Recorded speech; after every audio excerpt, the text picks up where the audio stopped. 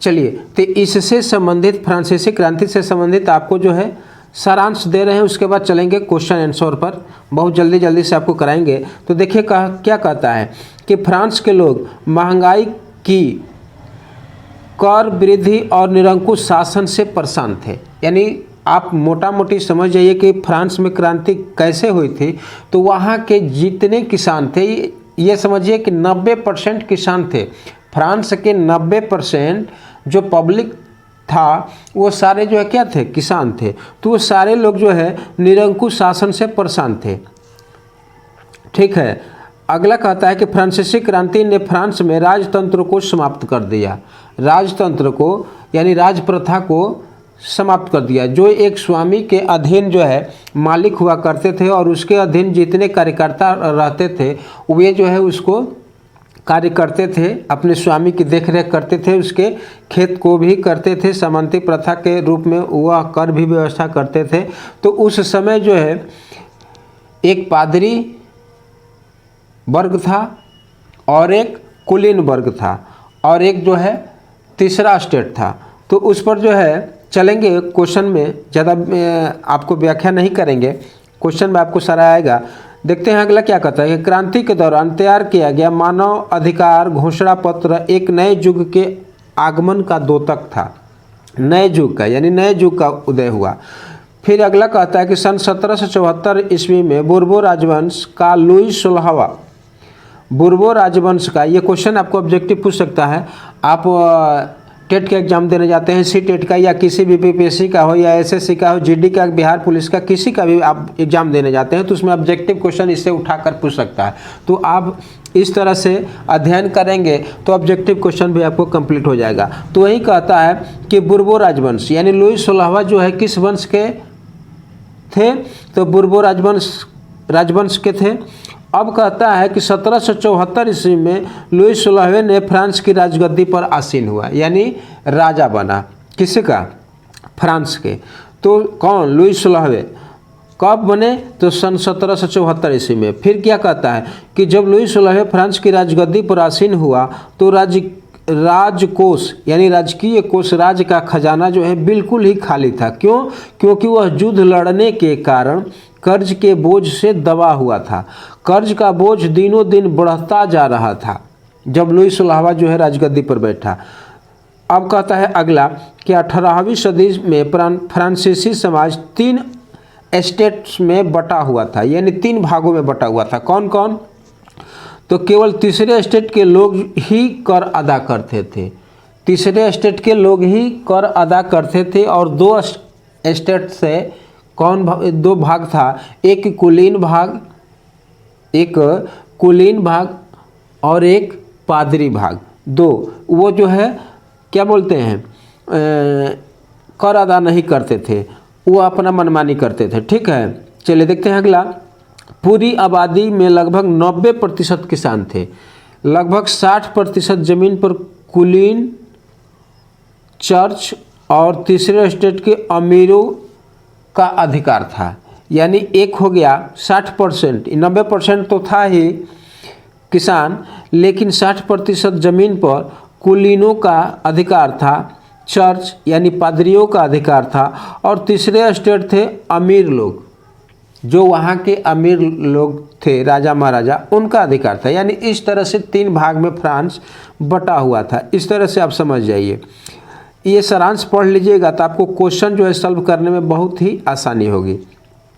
तो इस तरह से देख लिए। अब कहता है क्या कि प्रथम 2 स्टेट्स कुलीन वर्ग एवं पादरी वर्ग, 2 गो, 3 भाग में से 2 भाग, कुलीन वर्ग और पादरी वर्ग के लोगों को कुछ विशेषाधिकार प्राप्त था, कुछ अधिकार प्राप्त था। वो अधिकार क्या था? जिसमें महत्वपूर्ण विशेषाधिकार था कि राज्य को दिए जाने वाला कर में छूट था। किसको? तो पादरी वर्ग को और कुलीन वर्ग को। और तीसरा थे अमीर लोग, तो वह जो है अपना दबदबा अलग ही बनाए हुए थे। तो जब भैया आप सरकार को टैक्स नहीं दीजिएगा, कर नहीं दीजिएगा, तो वह सरकार कैसे चलेगी? उसका खजाना पहले से खाली है और आप और कर उसको नहीं दीजिएगा तो सरकार कैसे चलेगा? देखिए, वो आप इसी में पढ़िएगा कि अंत में आकर लुई 16वें को फांसी दे दी गई। चलिए देखिए, देखते हैं आगे। कुलीन वर्ग किसानों से सामंती कर वसूला करता था। जो कुलीन वर्ग था वह सामंती कर किससे वसूला करता था? किसानों से। वहाँ के किसान अपने स्वामी के घर एवं खेतों में काम करते थे। जैसे अंग्रेज लोग इंडिया में भारतीयों को खटाते थे, मजदूरी कराते थे और उससे टैक्स वसूला करते थे, तो उसी तरह से वहाँ पर भी प्रथा चल रही थी।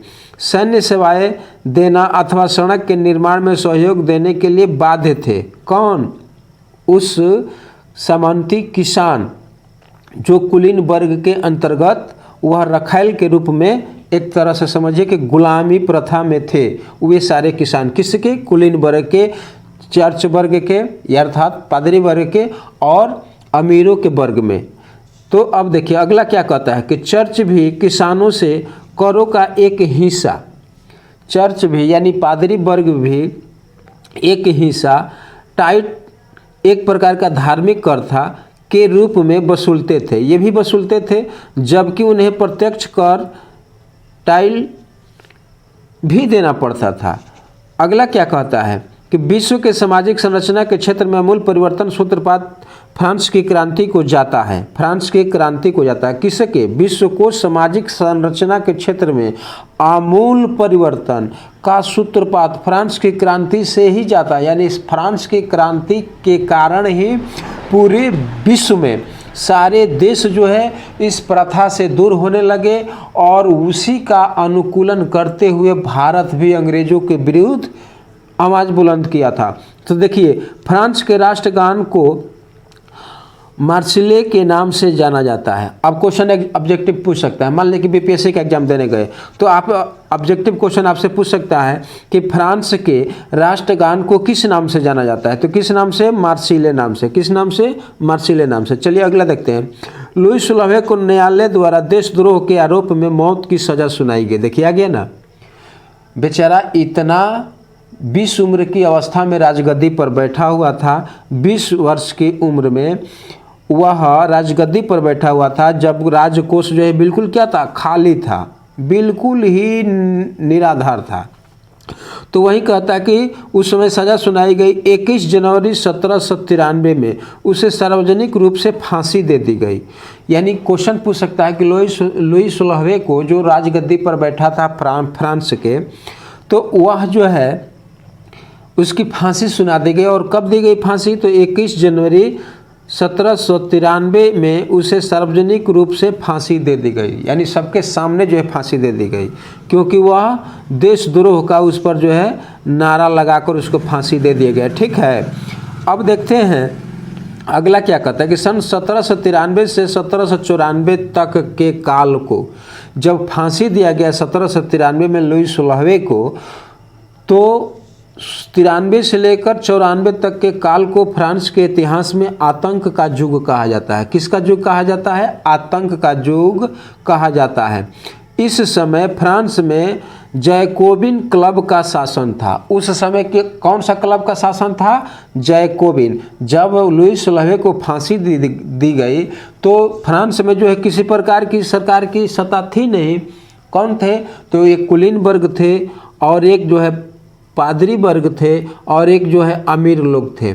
तो अब कहता है कि उसी समय फ्रांस में जो है जैकोबिन नामक एक क्लब का शासन था। वह अपना शासन किया करता था, रंगबाज लोग। चलिए अगला देखते हैं। जैकोबिन क्लब के नेता का नाम था मैक्सिमिलियन रोबेस्पियर था। किसका? तो उस जैकोबिन क्लब के नेता हेड का नाम था। अब देखिए, अब आपको क्वेश्चन पूछता है कि जो जैकोबिन का 100 कुलात के नाम से जाना जाता था। यानी जैकोबिन को किससे न जाना जाता है? 100 कुलात से। तो भैया 100 कुलात क्या है? तो 100 कुलात देखिए यहाँ पर लिखा हुआ है कि 100 कुलात पुरुष लाल रंग की टोपी पहनते थे जो स्वतंत्रता का प्रतीक था। यानी जो लाल टोपी फ्रांस में पहना करते थे पुरुष, तो उसको कहते थे 100 कुलात। क्या कहते थे? 100 कुलात। तो ऑब्जेक्टिव क्वेश्चन पकड़ना है, क्योंकि आप किसी भी एग्जाम को देने जाते हैं तो ऑब्जेक्टिव क्वेश्चन अंदर से पूछता है। तो वही कहता है कि फ्रांस के लोग लाल रंग की टोपी पहनते थे। तो उस लाल रंग की टोपी पहनने का अर्थ क्या होता है? तो इसका मतलब होता है कि वह शौकुलात है। किसका है? तो जैकोबिन नामक आदमी का वह बंदा है और वह स्वतंत्र है। वह जो है शासन चलाने के लिए, उससे लोग डरते थे। तो वही कहता है कि वह स्वतंत्रता का प्रतीक था। 21 सितंबर 1992 को फ्रांस में राजतंत्र का अंत हो गया। यानी फ्रांस में राजतंत्र का अंत कब हुआ?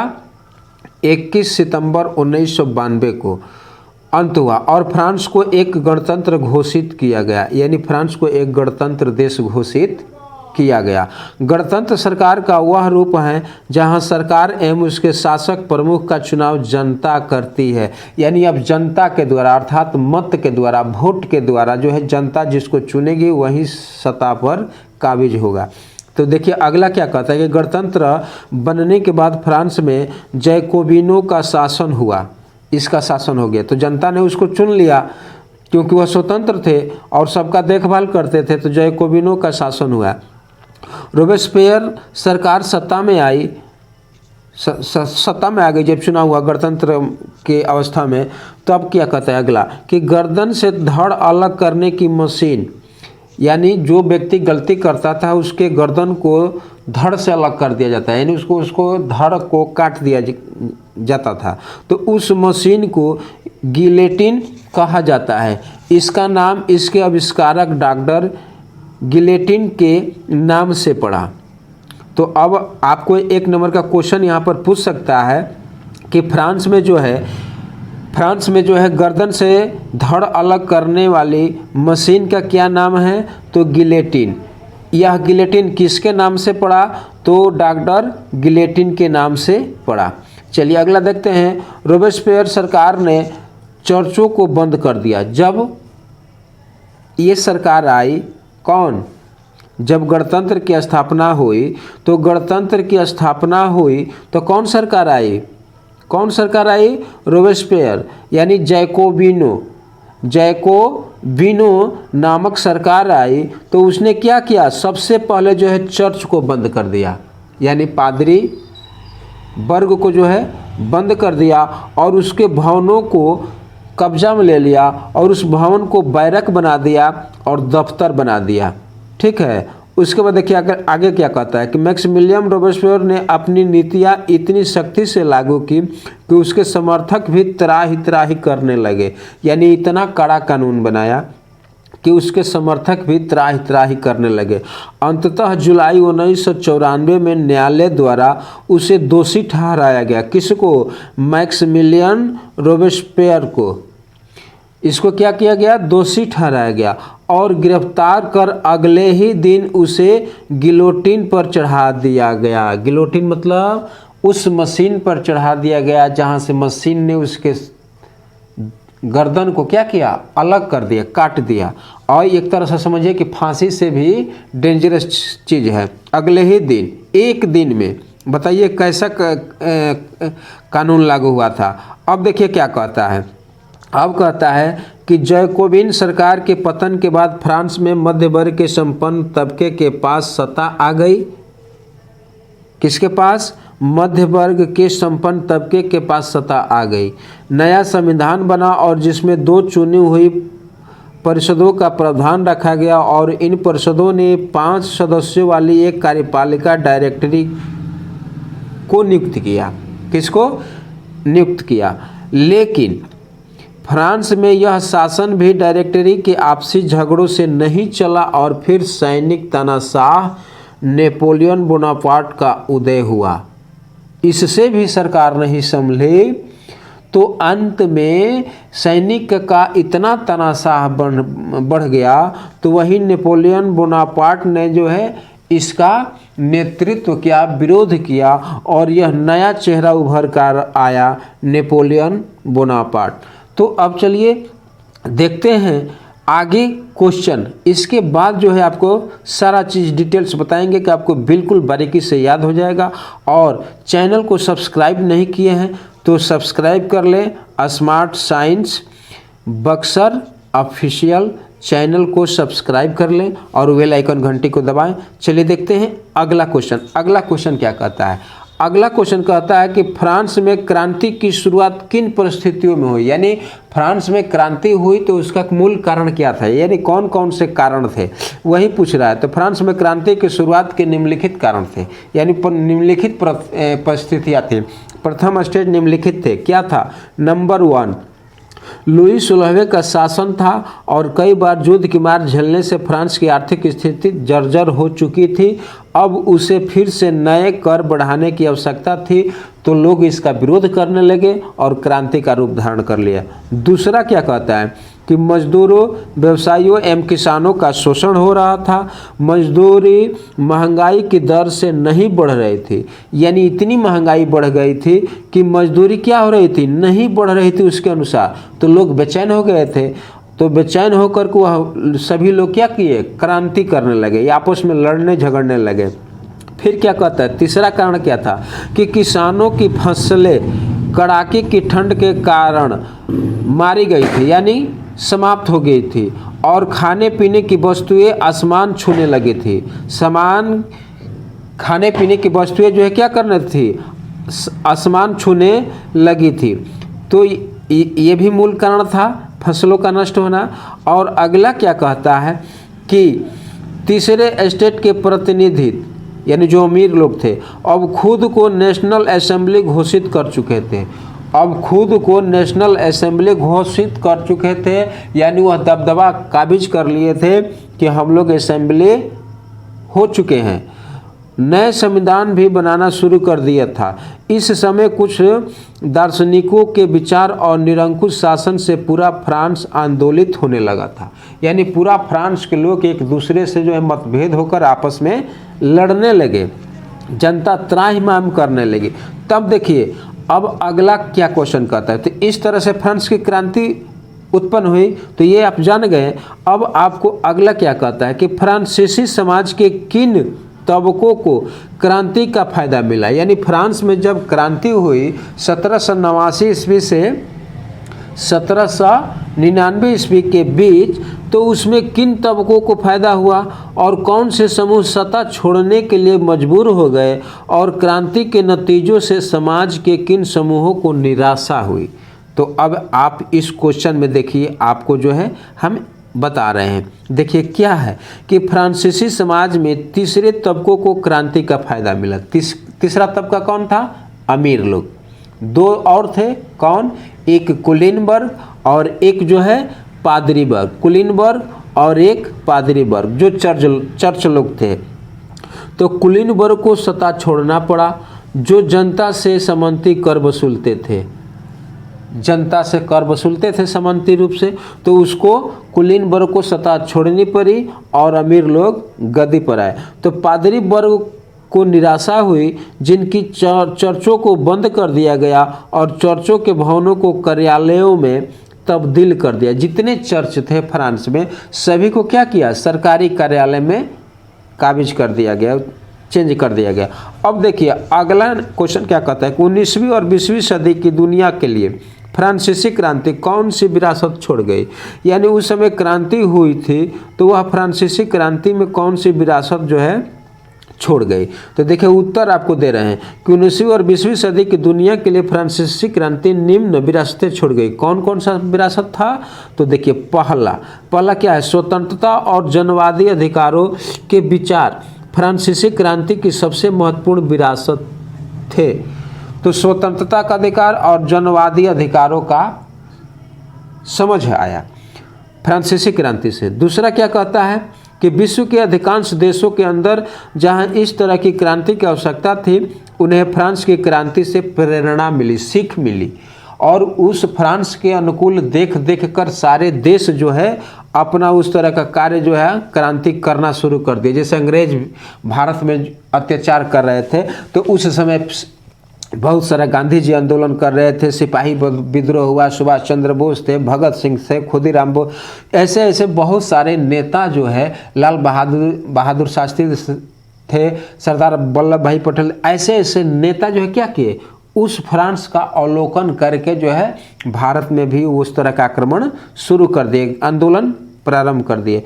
अगला क्या कहता है कि अमेरिका, रूस और इंग्लैंड में भी इस क्रांति की सीख से क्रांति हुई और विश्व पटल पर आमूल परिवर्तन हुए, यानी बहुत सारा परिवर्तन हुए। तो हम कह सकते हैं कि फ्रांस की क्रांति से जो है बहुत सारे देशों को जो है सीख मिली, प्रेरणा मिली, जिससे वह देश जो है अपना जो है आधिपत्य अधिकार समझा और उस तरह से अपनी कानून व्यवस्था को बनाया।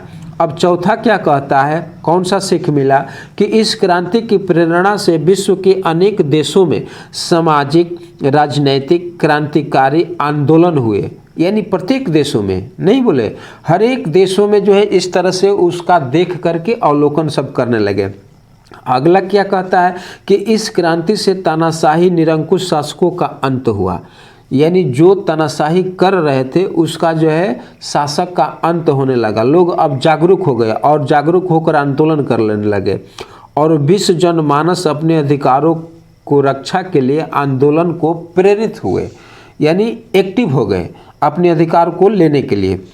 इस तरह से जो है फ्रांसीसी क्रांति यानी फ्रांस की क्रांति से हमें पूरे विश्व के देशों को सीख मिली जीने का, अधिकार पाने का। तो इस तरह से आप लिख सकते हैं। चलिए देखते हैं अगला क्या कहता है। उन जनवादी अधिकारों की सूची बनाइए जो आज हमें मिले हुए हैं, जिनका उदय फ्रांसीसी क्रांति में है, यानी फ्रांसीसी क्रांति से उसका है। तो कौन सा अधिकार है? तो जीवन के अधिकार, अभिव्यक्ति की स्वतंत्रता के अधिकार, कानूनी बराबरी के अधिकार, स्वतंत्रता, विधि सम्मत समानता और बंधुत्व का अधिकार। ये सारा अधिकार जो है फ्रांस की क्रांति से मिला, जो आप और हम भारत देश में भी इसका अधिकार को पालन करते हैं और उसके संरक्षण में अपने को स्वतंत्र मानते हैं। तो चलिए देखते हैं अगला क्वेश्चन क्या कहता है। क्या आप इस तर्क से सहमत हैं कि सार्वभौमिक अधिकारों के संदेश में नाना अंतर्विरोध थे? तो क्या तो सार्वभौमिक अधिकारों के संदेश वास्तव में अंतर्विरोध से घिरा हुआ था। कैसे? तो मनुष्य और नागरिक अधिकारों की घोषणा में कई आदर्श संदिग्ध थे। उदाहरण के लिए कानून केवल समाज के हानिकारक कार्रवाइयों को रोकने के लिए ही अधिकार रखता था, जबकि अन्य व्यक्तियों के खिलाफ आपराधिक अपराधों के बारे में कहने के लिए कुछ भी नहीं था। ये हो गया आपका उसका जो है क्या था, एक अंतर्विरोध का रूप।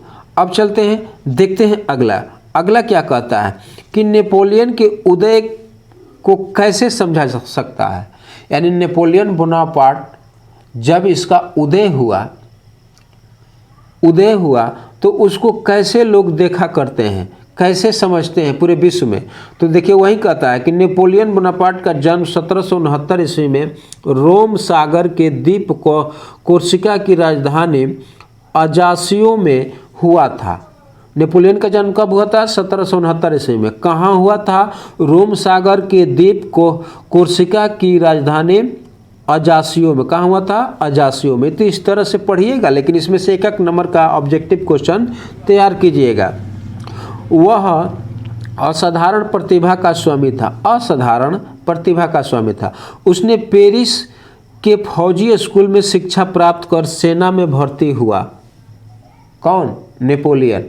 और असीम वीरता, साहस और सैनिक योग्यता द्वारा उन्नति कर सेनापति बन गया। उसने ब्रिटेन, ऑस्ट्रिया और सिडनिया के विरुद्ध विजय प्राप्त की, यानी तीनों के विरुद्ध जब विजय प्राप्त किया। कौन? ब्रिटेन के, ऑस्ट्रिया के और सिडनिया के, तीनों के विरुद्ध जो है विजय प्राप्त किया। तत्पश्चात वह डायरेक्टरी का प्रथम बना और थोड़े समय में ही वह फ्रांस का सम्राट बन बैठा। कौन? Napoleon Bonaparte. उसने अपनी योग्यता और कुशलता से फ्रांस में शांति व्यवस्था स्थापित किया। जब सारे लोग असफल हो गए तो यह पढ़ा हुआ नौजवान नेपोलियन नामक एक व्यक्ति ने, जिसका जन्म 1769 ईस्वी में हुआ था। कहाँ हुआ था? तो रोम सागर के द्वीप की एक कोर्सिका जगह है जिसकी राजधानी है अजासियो में हुआ था। तो वह इस तरह से अपने प्रतिभा को देखते हुए राजगद्दी पर बैठा। ठीक है। अब देखते हैं अगला क्वेश्चन क्या कहता है कि लुई 16वें जब फ्रांस की राजगद्दी पर आसीन हुआ तब उनकी उम्र क्या थी? तो लुई 16वें जब फ्रांस की राजगद्दी पर आसीन हुआ तब उनकी उम्र कौन थी? 20 साल की थी। 20 साल के उसकी उम्र थी। तो वह लुई 16वें जो है 20 साल की उसकी उम्र थी, बहुत नौजवान लड़का था। और लुई 16वें जो है उसको फांसी दे दी गई ना, क्योंकि जब वह गद्दी पर बैठा था तो पूरा फ्रांस जो है त्राहिमाम कर रहा था, उसका राजकोष खजाना खाली था, तो बेचारा कैसे चलाएगा शासन। देखिए अगला क्वेश्चन क्या कहता है कि लुई 16वें जब की राजगद्दी पर आसीन होने के समय वित्तीय संसाधन नष्ट होने के कारण क्या थे? यानी जब वह गद्दी पर बैठा, आसीन हुआ, तो उस समय वित्तीय संसाधन नष्ट होने के मूल कारण क्या थे? तो लुई 16वें जब फ्रांस की राजगद्दी पर आसीन होने के समय वित्तीय संसाधन नष्ट होने का प्रमुख कारण थे लंबे तक युद्ध चलना। यानी उस देश में जो है बहुत लंबे समय से युद्ध चल रहे थे, एक दूसरे से प्रति जो है अपना स्थापित करते थे कि हम बड़े हैं तो हम बड़े हैं। तो नहीं बताएं कि वह 3 वर्गों में बटा हुआ था। कौन कौन? एक चर्च जिसको पादरी वर्ग कहते हैं, एक कुलीन वर्ग था और एक अमीर लोग थे। तो 3 तरह के लोगों के बीच जो है फ्रांस बहुत लंबे समय से लड़ते उसका खजाना जो है नष्ट हो चुका था। अगला क्वेश्चन क्या कहता है कि लिब्रे क्या है?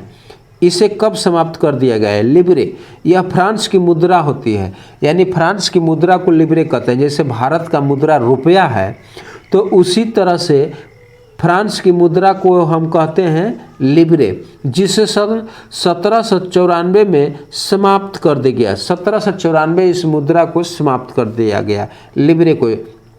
अब कहता है कि प्रश्न अगला क्या कहता है कि फ्रांस को कब गणतंत्र घोषित किया गया?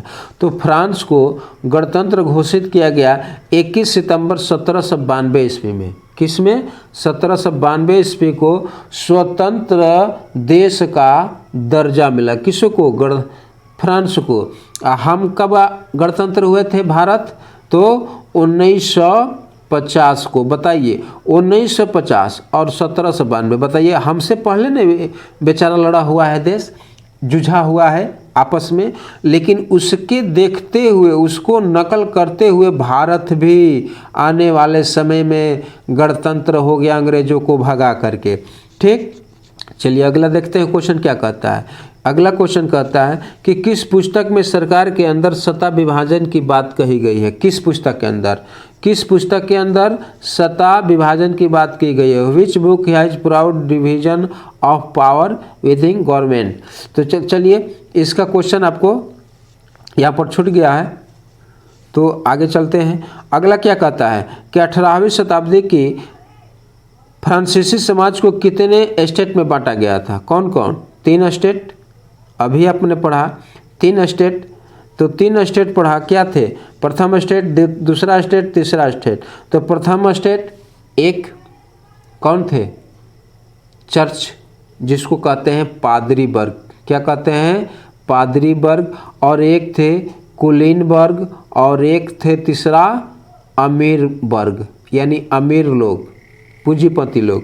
तो वह 3 वर्गों में जो है थे। अगला क्वेश्चन क्या कहता है?